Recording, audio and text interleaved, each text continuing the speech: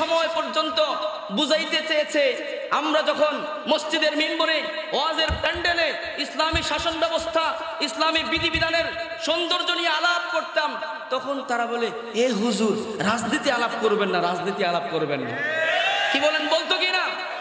আমি বলবো, রাজনীতি ইসলামে আছে না নাই?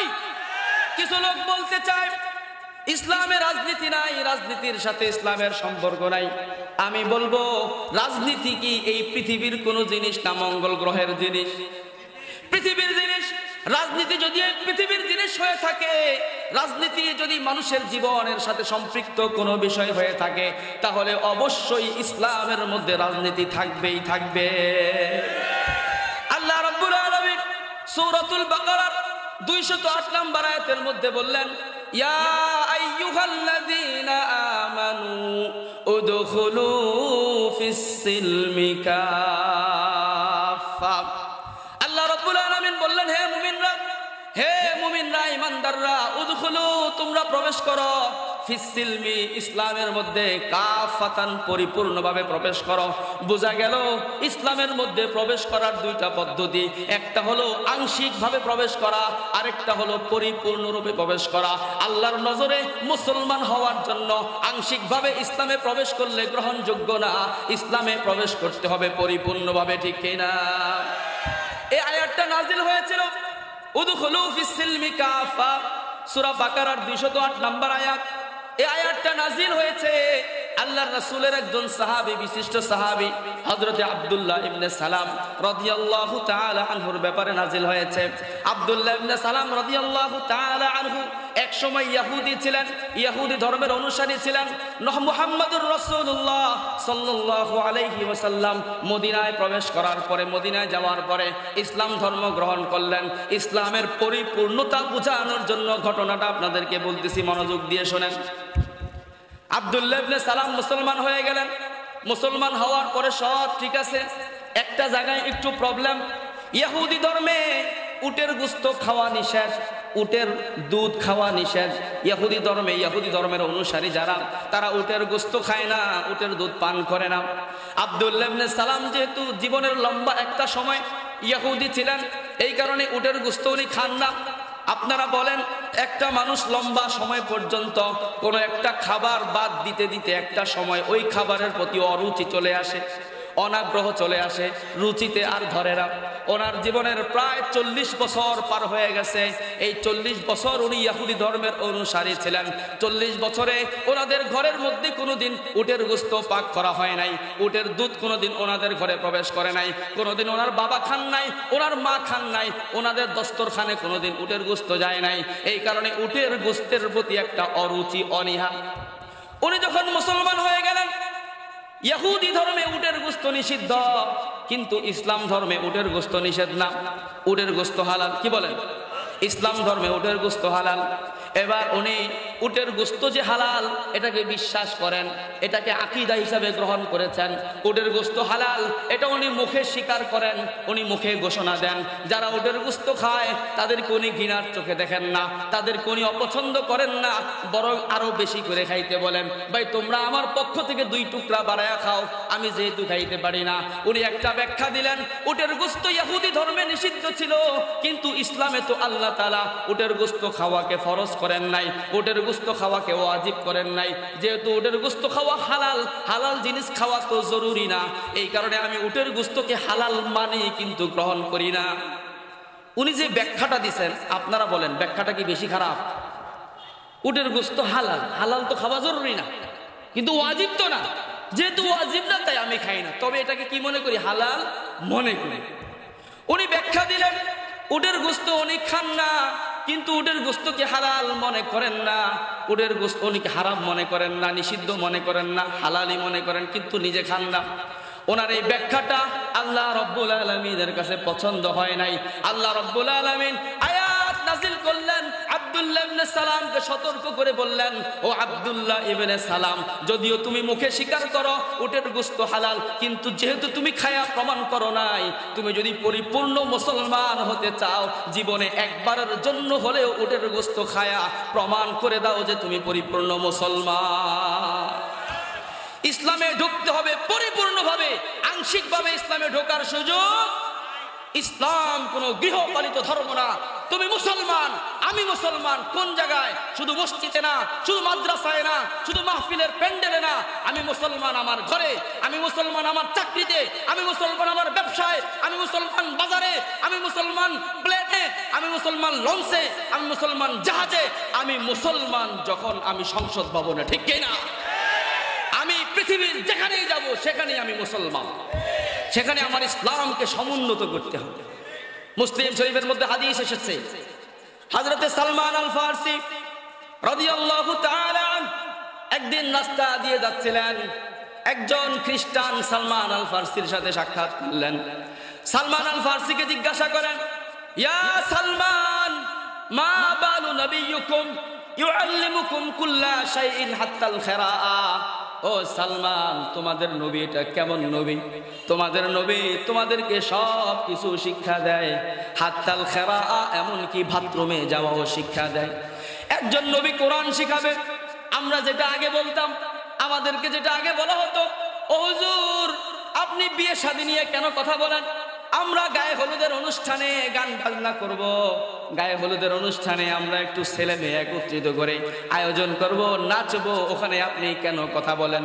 আমার মসজিদে আমি গায়ে হলুদের অনুষ্ঠান বন্ধ করার কারণে পরের দিন মসজিদে আইসা বলে, হুজুর আপনারে আমরা বেতন দিয়া রাখছি নামাজ পড়ানোর জন্য, বেতন দিয়া রাখছি কোরআন শেখানোর জন্য, গায়ে হলুদ নিয়ে আপনার মাথা ব্যথা কেন? এরকম কথা আমাদেরকে বলতো। এবার সালমান আল ফারসিকে একজন খ্রিস্টান এসে প্রশ্ন করে, মা বালু নবিয়্যুকুম ইউআল্লিমুকুম কুল্লা শাই হাত্তাল খিরাআ। তোমাদের নবী কেমন নবী? নবী কোরআন শিখাবে, নবী জিকির শিখাবে, নবী তাসবিহ শিখাবে, নবী তো তাকওয়া শিখাবে, নবী আল্লাহর ভয় শিখাবে, নবী আবার বাথরুমে যাওয়া শিখায় কেন? নবী বাথরুমে শিখায়, এটা আবার কেমন নবী? সালমান ফারসিকে প্রশ্ন করলেন। এই প্রশ্নটা জানার জন্য প্রশ্ন না, এই প্রশ্নটা হলো খোসা দেওয়ার জন্য। কি করার জন্য? এরকম খোসা দেউন না মুসলমান আছে না নাই? ইসলাম নিয়ে চুলকানি ওঠে এরকম লোক আছে না নাই? আগে এই সমাজে তাদের অনেক দাপট ছিল, এই সমাজে তাদের অনেক গুরুত্ব ছিল। আজকে এই সমাজে তাদেরকে আর খায় না, ঠিক কিনা? তাদের আর ভাত নাই, ঠিক কিনা?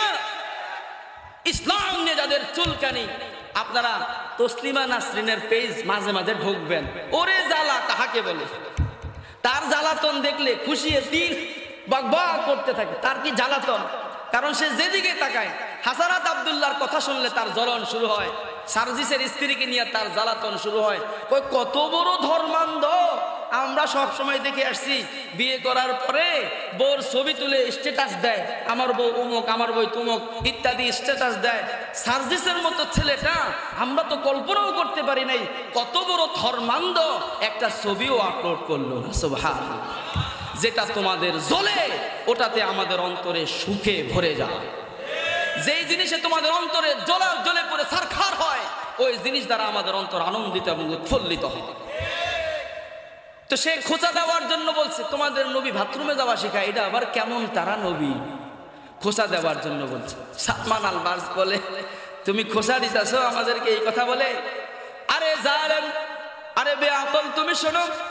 আরে নির্বোধ, তুমি বললা আমাদের নবী বাথরুমে যাওয়া শিখায়, কেমন নবী?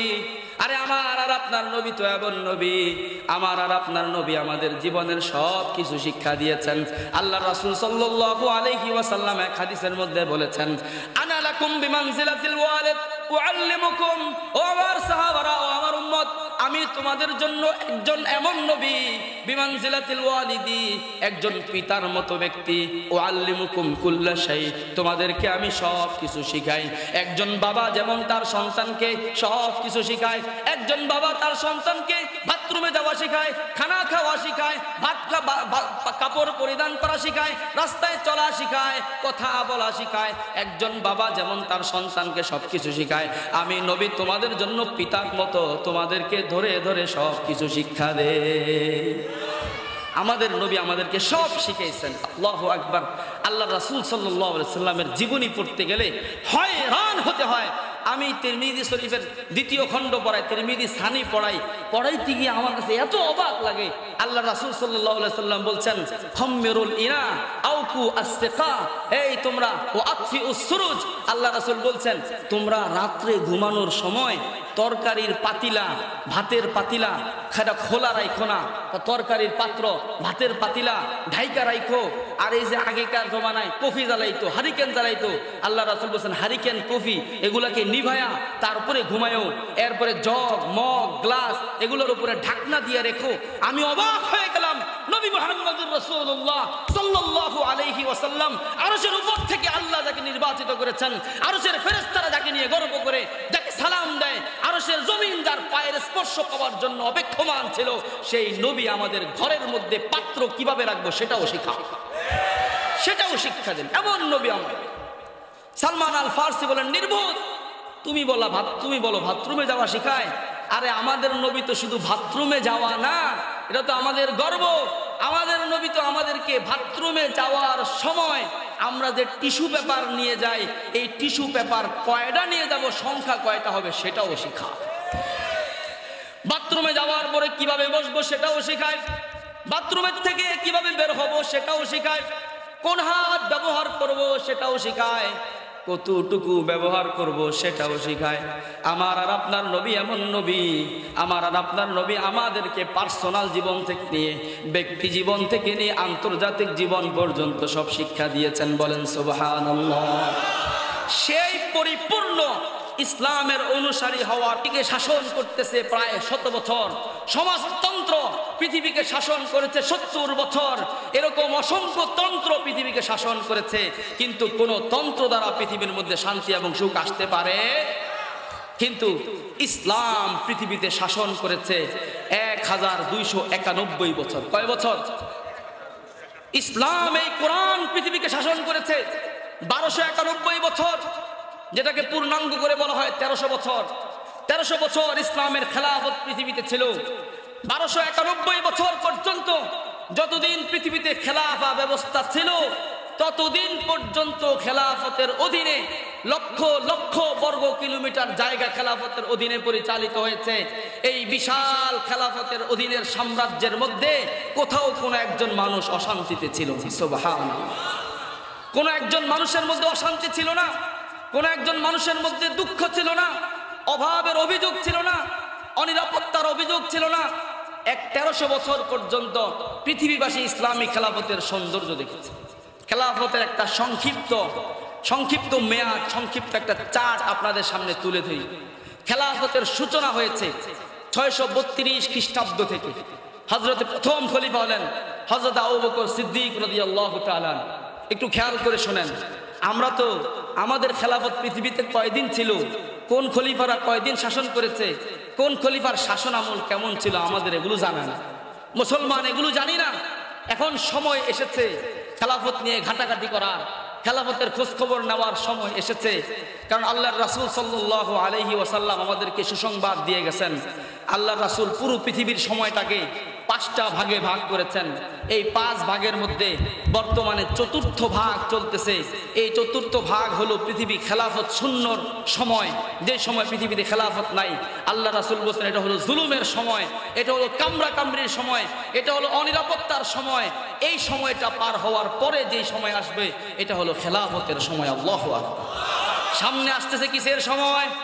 খেলাফতের সময় আসতেছে। খেলাফতের একটা চার্ট আপনাদের সামনে সংক্ষেপে তুলে ধরি, মনোযোগ দিয়ে শুনবেন। আমি মাঝখান থেকে জিজ্ঞাসা করবো আবার, হ্যাঁ, কারোকে সবক নেব, কতটুকু শুনতেছেন আপনারা। খেলাফতের সূচনা হয়েছে হযরত সিদ্দিক আকবর রাদিয়াল্লাহু তাআলা আনহুর যুগের মাধ্যমে। সিদ্দিক আকবর রাদিয়াল্লাহু তাআলা আনহু প্রথমবার খলিফা হয়েছেন 632 খ্রিস্টাব্দের 4 জুন। 632 খ্রিস্টাব্দের 4 জুন থেকে নিয়ে 634 খ্রিস্টাব্দের 22 আগস্ট পর্যন্ত। 632 খ্রিস্টাব্দের 4 জুন থেকে নিয়ে 634 খ্রিস্টাব্দের 22 আগস্ট পর্যন্ত মোট 2 বছর 3 মাস 9 দিন। 2 বছর 3 মাস।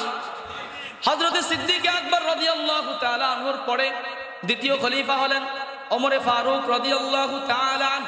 ওমর রাদিয়াল্লাহু তাআলা আনহু খেলাফতে বসেছেন 634 খ্রিস্টাব্দের 23 আগস্ট, ওখান থেকে নিয়ে 644 খ্রিস্টাব্দের 3রা নভেম্বর পর্যন্ত, 634 থেকে নিয়ে 644 নভেম্বরের 3 তারিখ পর্যন্ত ওনার দ্বিতীয় মেয়াদে ওনার খেলাফতের সময় ছিল 10 বছর 2 মাস 13 দিন।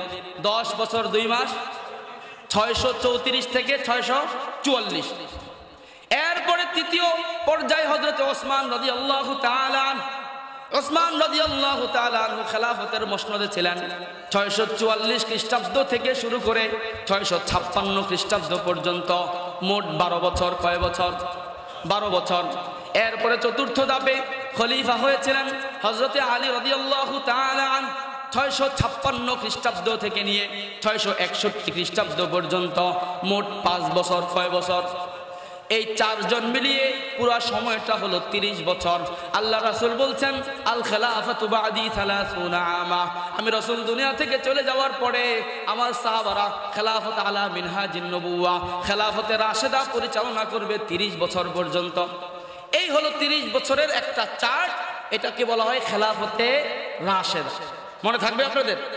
2 নাম্বার, 661 খ্রিস্টাব্দ থেকে শুরু করে 750 খ্রিস্টাব্দ পর্যন্ত প্রায় 100 বছর পর্যন্ত খেলাফতের দায়িত্ব পালন করেছেন বনি উমাইয়া। কারা? বনু উমাইয়া। উমাইয়ারা খেলাফতের দায়িত্ব পালন করেছেন। 14 জন খলিফা 100 বছর পর্যন্ত পৃথিবীতে খেলাফতের দায়িত্ব পালন করেছেন। 750 থেকে নিয়ে 1258 পর্যন্ত, 750 থেকে নিয়ে 1258 পর্যন্ত প্রায় 500 বছর পৃথিবীতে খেলাফতের দায়িত্ব আঞ্জাম দিয়েছেন আব্বাসী খলিফারা। আব্বাসী খলিফাদের মোট 37 জন খলিফা, 500 বছর পর্যন্ত পৃথিবীতে ইসলামী খেলাফতের দায়িত্ব পালন করেছেন। 1258 থেকে নিয়ে 1500 বছর পর্যন্ত, 1500 খ্রিস্টাব্দ পর্যন্ত, এখানে প্রায় 250 বছরের মতো সময়। এই 250 বছরে পৃথিবীতে মুসলমানদের সুশৃঙ্খল কোনো খেলাফা ব্যবস্থা ছিল না। ওই সময় তাতারিরা মুসলমানদের উপরে হামলা করে মুসলমানদের সাম্রাজ্যগুলো দখল করে নিয়ে যায়। এই 250 বছর পৃথিবীর বিভিন্ন জায়গায় ছোট্ট ছোট্ট এমারা ছিল, ছোট্ট মুসলমানদের শাসন ব্যবস্থা ছিল, কিন্তু সুশৃঙ্খল খেলাফা ব্যবস্থা ছিল না। এরপরে 1500 খ্রিস্টাব্দ থেকে শুরু করে 1924 খ্রিস্টাব্দের 3রা মার্চ পর্যন্ত, 1500 খ্রিস্টাব্দ থেকে শুরু করে 1924 খ্রিস্টাব্দের 3রা মার্চের 3 তারিখ পর্যন্ত প্রায় 500 বছরের উপরে এই সময়টা পৃথিবীতে ইসলামী খেলাফতের দায়িত্ব পালন করেছেন ওসমানী খলিফাগণ। ওসমানী সাম্রাজ্যের প্রায় 36 জন খলিফা 500 বছর পর্যন্ত পৃথিবীতে ইসলামী শাসন পরিচালনা করেছেন। এখন এই যে সব মিলিয়ে মোট 1291 বা 1291 বছর পৃথিবীতে ইসলামী শাসন ব্যবস্থা চলেছে। এই এক শাসন ব্যবস্থার সময় মুসলমানরা কেমন ছিল, মুসলমানরা কিভাবে দিন কাটাইছে? আল্লাহু আকবার। আজকে আমরা দেখি, আমরা ইউরোপ আমেরিকান রাষ্ট্রীয় সুবিধা দেখে আমরা অবাক হইতে থাকি যে তারা কত সুখের জীবন যাপন করে। হযরত ওমর রাদিয়াল্লাহু তাআলা আনহু যেই 10 বছর খেলাফা পরিচালনা করেছেন, এই 10 বছরে ওই সময় ওনার অধীনে প্রায় 32 লক্ষ বর্গ কিলোমিটারের এক বিশাল সাম্রাজ্য উনি পরিচালনা করেছেন।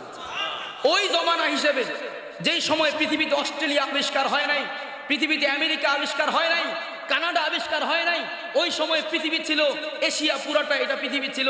আমেরিকা পৃথিবীতে ছিল না, অস্ট্রেলিয়া পৃথিবীতে ছিল না, পৃথিবীর অনেক দেশ তখন আবিষ্কার হয় নাই। ওই সময় 32 লক্ষ বর্গ কিলোমিটারের পৃথিবী মানে হইল পুরা পৃথিবীর অর্ধেকের চাইতে বেশি জায়গা উনি শাসন করেছেন।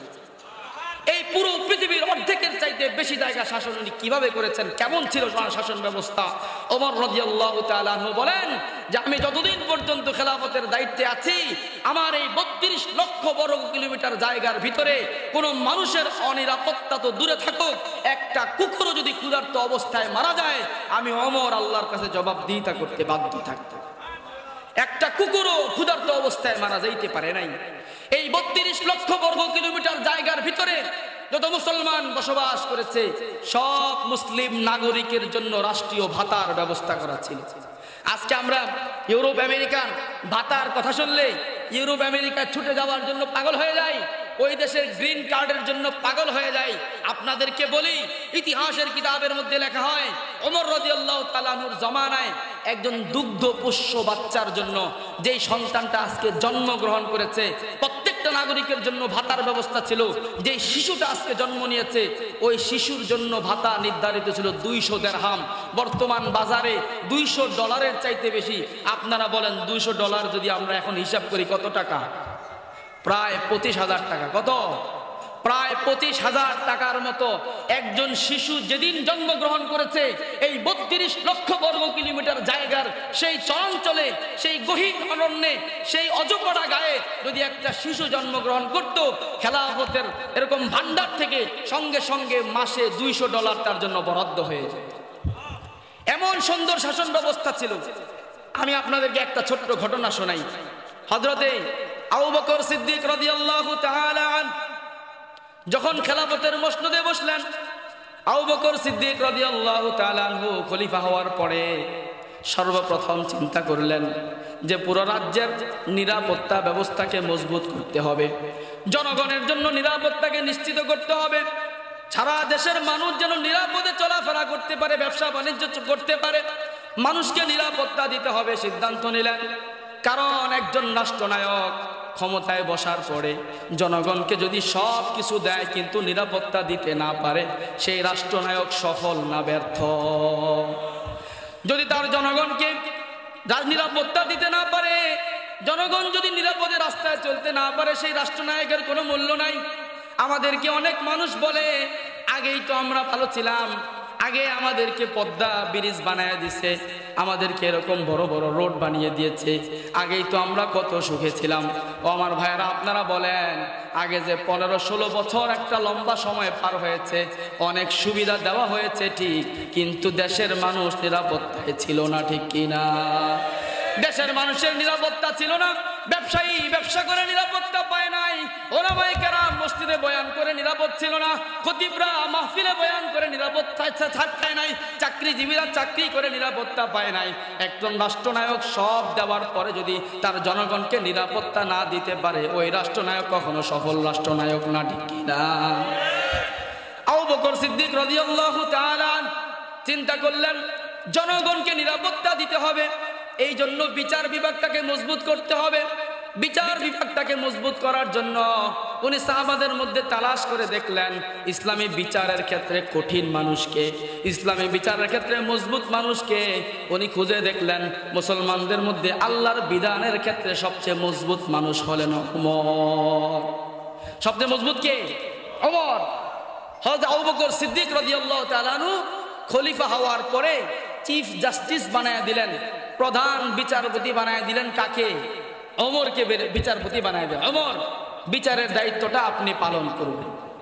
ওমর রাদিয়াল্লাহু তাআলা আনহু প্রধান বিচারপতির আসনে বসে গেলেন, প্রধান বিচারপতির কার্যালয়ে বসে গেলেন। প্রধান বিচারপতির কার্যালয়ে সকাল থেকে সন্ধ্যা পর্যন্ত বসে থাকেন। আপনারা তো বলেন ওমর রাদিয়াল্লাহু তাআলা আনহু প্রধান বিচারপতির কার্যালয়ে বসে, সেই কার্যালয়টা কোন জায়গায়? মসজিদে নববী। কোন জায়গায়? প্রধান বিচারপতির কার্যালয় মসজিদে নববী। ওই ইসলামী খেলাফতের যতগুলো মিনিস্ট্রি, যতগুলো মন্ত্রণালয়, সবগুলো মন্ত্রণালয় মসজিদ থেকে পরিচালিত হয়। আজকের কিছু মানুষ বলতে চায় মোল্লারা কি বোঝে, মোল্লার দৌড় মসজিদ পর্যন্ত, মোল্লারা মসজিদ আর মসজিদের মিম্বর ছাড়া কিছু বোঝে না। আমরা বলি হ্যাঁ, মোল্লারা মসজিদ ছাড়া কিছু বোঝে না, কিন্তু মোল্লারা সেই জাতি যারা এই মসজিদ থেকে শুধু একটা অঞ্চল না, সারা পৃথিবী পরিচালনা করেছে, ঠিক কিনা? এই মসজিদ থেকে, মসজিদের মিম্বর থেকে আমার আর আপনার নবী মুহাম্মদুর রাসূলুল্লাহ সাল্লাল্লাহু আলাইহি ওয়াসাল্লাম মদিনা নামক রাষ্ট্রটা পরিচালনা করেছেন। কোন জায়গা থেকে? মসজিদ থেকে। কোন জায়গা থেকে? যতদিন পর্যন্ত উলামায়ে কেরামের তত্ত্বাবধানে, মোল্লাদের নেতৃত্বে মসজিদ থেকে রাষ্ট্র পরিচালনা হয়েছে, ততদিন পর্যন্ত রাষ্ট্রের কোথাও কোনো অশান্তি ছিল না, ঠিক কিনা? আজকে সারা পৃথিবীর সুপার পাওয়ার যাদেরকে গণ্য করা হয়, আমেরিকা যাদের নাম শুনলে হার্ট স্ট্রোক করে কয়েকবার, সেই লোকগুলো কারা? মোল্লারা কিনা? কারা সেই লোকগুলো? পাগড়িওয়ালা মোল্লা। কি মোল্লা? পাগড়িওয়ালা মোল্লা। আজকে আমেরিকা তাদের নাম শুনলেও থরথর করে কাঁপতে থাকে। সেই মোল্লাদেরকে মসজিদে পাওয়া যায়। সুতরাং মোল্লারা মসজিদ ছাড়া কিছু বোঝে না, মসজিদ ছাড়া কিছু জানে না, এরা তোমরা ভাইবো না। কারণ মসজিদ এমন একটা জায়গা, এখান থেকে শুধু নামাজের নেতৃত্ব না, এখান থেকে সারা পৃথিবীর সব কাজের নেতৃত্ব দেওয়া হয়। ঠিক কি না? হযরত ওমর রাদিয়াল্লাহু তাআলা প্রধান বিচারপতির কার্যালয়ে বসেন। একদিন পার হয়, 2 দিন পার হয়, সপ্তাহ পার হয়, মাস পার হয়, কিন্তু একজন মানুষও বিচার নিয়ে আসে না। এভাবে দেখতে দেখতে পরিপূর্ণ 1টা বছর পার হয়ে গেল। 1টা বছর পার হওয়ার পরে উনি আবু বকর সিদ্দিকের কাছে গেলেন, খলিফার কাছে গেলেন। খলিফার কাছে গিয়ে বললেন, ইয়া খলিফাতা রাসূলিল্লাহ ইন্নী আতলুবুল আফাফ। ও আল্লাহর রাসূলের খলিফা, আমাকে অব্যাহতি দেন, আমাকে মুক্তি দিয়ে দেন, বিচারপতির দায়িত্ব থেকে আমাকে অব্যাহতি দেন। আবু বকর সিদ্দিক বলেন, ও ওমর, বিচারপতির দায়িত্ব থেকে আপনি অব্যাহতি কেন চান, মুক্তি কেন চান? আমিন মাশাক্কাতিল কাদাই তাআক্কুবুল ইফাফ। ও বিচারপতি, ও ওমর, আপনার কাছে কি বিচারের কারণে কষ্ট হয়ে যাইতেছে, অনেক বেশি মামলা আসতেছে, এই কারণে কি আপনি অব্যাহতি চাইতেছেন? আপনার উপরে কি বিচারের চাপ পড়ে গেছে কিনা? এবার ওমর রাদিয়াল্লাহু তাআলা আনহু বললেন, ও খলিফা, আপনি কি বলেন? কিসের বিচারের চাপ, কিসের আবার কষ্ট? 1টা বছর পর্যন্ত এই দায়িত্ব আমি আঞ্জাম দিতেছি, 1টা বছরে 1 দিনের জন্য একটা মামলা আমার কাছে আসে নাই। আল্লাহু আকবার! 1 বছরে একটা মামলাও আমার কাছে আসে নাই। আবু বকর সিদ্দিক বলে, কেমন কথা? 1টা বছর পার হয়ে গেল, আপনার কাছে একটা মামলাও আসে না, মামলাগুলো যায় কোথায়? এবার একটু ওই যুগের সাথে আমাদের যুগ হিসাব করে দেখেন, বলেন আমাদের দেশে দৈনিক মামলা কয়টা? হ্যাঁ, এই পরিমাণ মামলা, হাজার হাজার মামলা, দৈনিক হাজার হাজার মামলা যোগ হইতেছে, পিছনের 50,000 বছরের মামলা আরো জট লাগা রয়েছে। ঠিক কিনা? প্রসিদ্ধ কথা আছে না, যে আমাদের দেশে যদি কেউ পরিপূর্ণ বিচার পাইতে চায় তাহলে তার 3 জিনিস লাগবে। কয় জিনিস লাগবে? 3 জিনিস লাগবে। একটা হলো নূহ আলাইহিস সালাতু ওয়াস সালামের মতো প্রায় 1000 বছরের বয়স লাগবে। ঠিক কিনা? আরেকটা হলো হযরত কারুনের মতো সম্পদ লাগবে। আরেকটা হলো হযরত আইয়ুব আলাইহিস সালাতু ওয়াস সালামের মতো সবর লাগবে। এরকম মামলা জট। এক বেটারে মাইরা লাশ বানায় ফেলছে, ওই বেটার সুয়াল জবাব হয়ে কবরে চলে গেছে 50 বছর, কিন্তু ওই মামলা এখনো পর্যন্ত শেষ হয় নাই। আছে না নাই? হাজার হাজার মামলা জট। ওমর রাদিয়াল্লাহু তাআলা আনহু বলেন, 1টা বছর পার হয়ে গেল, একটা মানুষও আমার কাছে বিচার নিয়ে আসে না, এই দায়িত্বে থাইকা লাভ কি? আবু বকর বলে, আরে বিচার নিয়ে আসে না, তাহলে বিচারগুলো যায় কোথায়? বিচারগুলো নিয়ে মানুষ যায় কোথায়? আবু বকর ভয় পেয়ে গেলেন। মনে হয় ওমর যেহেতু মেজাজ গরম, কড়া মানুষ, এই কারণে মনে হয় ওমরের ভয়ে মানুষ বিচার নিয়ে ওমরের কাছে আসে না, এই কারণে অন্য জায়গায় মনে হয় চলে যায়। আবু বকর রাদিয়াল্লাহু তাআলা আনহু পরিস্থিতি যাচাই করার জন্য একটা তদন্ত টিম বানায় দিলেন, যে তোমরা মদিনায় ঘুরে ঘুরে একটু খবর নাও, বিচারগুলো যায় কোথায়, বিচারগুলো যায় কোথায়, একটু খবর নাও। একটা টিম তৈরি করে দিলেন। এই টিম 1টা মাস পর্যন্ত মদিনার অলি গলিতে, মদিনার পথে ঘাটে ঘুরে ঘুরে ঘুরে ঘুরে খবর নিলেন। পুরা 1 মাস পর্যন্ত ঘুরে ঘুরে খবর নেওয়ার পরে ওনারা একটা তদন্ত রিপোর্ট জমা দিলেন। তদন্ত রিপোর্টের মধ্যে ওনারা লিখে দিলেন, ও আল্লাহর রাসূলের খলিফা, মানুষ বিচার নিয়ে অন্য কোথাও যায় না, বিচার নিয়ে অন্য কারো কাছে যায় না, বরং ঘটনা হলো বিগত 1 বছরে আপনি খলিফা হওয়ার থেকে নিয়ে 1 বছর পর্যন্ত, এই পুরা 1 বছরে পুরা মদিনার মধ্যে 2 জন মানুষ কোনোদিন মারামারি করে না। 2 জন মানুষের মধ্যে কোনোদিন মারামারি হয় নাই, কোনোদিন মামলা হওয়ার মতো কোনো ঘটনা ঘটে নাই। আবু বকর রাদিয়াল্লাহু তাআলা আনহু অবাক হয়ে গেলেন, অবাক হয়ে বললেন, কি এমন বিষয়? 1টা বছর চলে গেল, মানুষের মধ্যে কোনো মারামারি নাই, কোনো ঝগড়াঝাটি নাই, কেন এমন হলো? ও আবু বকর, ও লোকেরা তোমরা বলো, কেন মানুষের মাঝে মারামারি নাই? তখন ওই তদন্ত কমিটির প্রধান জবাব দেয়, ও আল্লাহর রাসূলের খলিফা, এর অন্য কোনো কারণ না, এর একমাত্র কারণ হলো ইন্নাহুম ইয়াইশুনা তাহতা যিল্লি কিতাবি রাব্বিহিম, এই মানুষগুলো তাদের রবের কিতাবের ছায়ায় বসবাস করে, তাদের রবের কিতাব দ্বারা তারা পরিচালিত হয়। এই মানুষগুলো যদি এই কোরআনের ছায়ায় বসবাস করে, কোরআনের ছায়া যদি থাকে থাকে 1 বছর না, 10 বছর না, 100 বছর না, 1 কোটি বছর পার হয়ে যাবে। 1 কোটি বছরে কোনোদিন তাদের মাঝে মারামারি হবে না। সুবহানাল্লাহ, নারে তাকবীর, লিল্লাহি তাকবীর। আল কোরআনের আলো, আল কোরআনের আলো, আল হাদিসের আলো, সব কিছু দেখা শেষ, সব শাসন দেখা শেষ, সব তন্ত্র দেখা শেষ। কোরআনী শাসন আমরা চাই কি চাই না? কোনো মানুষ যদি কোরআনী শাসন চাওয়া, বুঝে নেন, কোরআনী শাসন কামনা করা, চাওয়া, এটা আমাদের ঐচ্ছিক বিষয় না। যে আমার মন চাইলো আমি কোরআনী শাসন চাইলাম, মন চাইলো না চাইলাম না, চাওয়া এটা সওয়াবের কাজ, বিষয়টা এরকম না। কোরআনী শাসন কামনা করা প্রত্যেক মুসলমানের ঈমানের জন্য জরুরি। প্রত্যেক মুসলমান ততক্ষণ পর্যন্ত মুসলমান হতে পারবে না যতক্ষণ পর্যন্ত অন্তরের গভীর থেকে কোরআনের শাসনকে সে কামনা না করবে। যদি কোনো মুসলমানের কোরআনী শাসন নিয়ে যদি ভিন্ন মত থাকে, কোরআনী শাসনের ব্যাপারে যদি তার মনোভাব অন্যরকম থাকে, যে কোরআনী শাসন হইলে এই দেশ আগাইতে পারবে না, উন্নতি করতে পারবে না, এই জমানায় কোরআনী শাসন চলতে পারে না, এরকম মানসিকতা যদি কারো থাকে, তাহলে সে কখনো মুসলমান হতেই পারবে না। আপনাদের হুজুর আগের আলোচনায় শিরকের উপর আলোচনা করেছে। আমি সূরা লুকমান থেকে একটা আয়াত তেলাওয়াত করেছি। ইচ্ছা ছিল এই সূরা লুকমানের মধ্যে আল্লাহ তাআলা একটা ওয়াজ নসিহত আমাদেরকে শুনিয়েছেন। লুকমান আলাইহিস সালাতু ওয়াস সালাম, ওনার জমানায় একজন ওয়াইজ ছিলেন, বড় বক্তা ছিলেন। ওনাকে বলা হয় লুকমান হাকিম। লুকমান মানে লুকমান ওনার নাম, হিকমতের অধিকারী, অনেক দক্ষ এবং প্রাজ্ঞ বক্তা ছিলেন। তো আল্লাহ তাআলা এই লুকমান আলাইহিস সালাতু ওয়াস সালাম ওনার ছেলেকে একদিন উপদেশ দিয়েছেন, 10টা উপদেশ, 10টা ওয়াজ। এই 10টা ওয়াজ কোরআনের মধ্যে আমাদের জন্য তুলে ধরেছেন।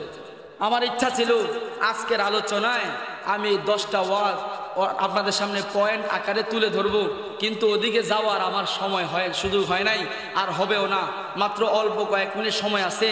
উনি ওনার ছেলেকে 10টা নসিহত করছেন। এই 10টা নসিহতের মধ্যে আমি একটা নসিহত আপনাদেরকে শোনাই। আল্লাহ রাব্বুল আলামিন কোরআনুল কারীমের সূরা লুকমানের 13 নম্বর আয়াতের মধ্যে বললেন, وَإِذْ قَالَ لُقْمَانُ لِابْنِهِ وَهُوَ يَعِظُهُ يَا بُنَيَّ لَا تُشْرِكْ بِاللَّهِ إِنَّ الشِّرْكَ لَظُلْمٌ عَظِيمٌ।